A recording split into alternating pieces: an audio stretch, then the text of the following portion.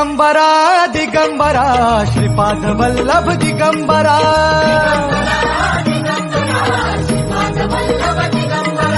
प्रथम अवतार दत्त गुरूंचा जन्माला पिठापुरा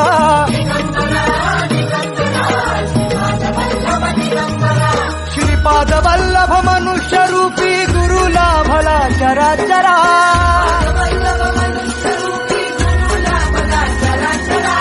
गुरु कारण गुरु तारण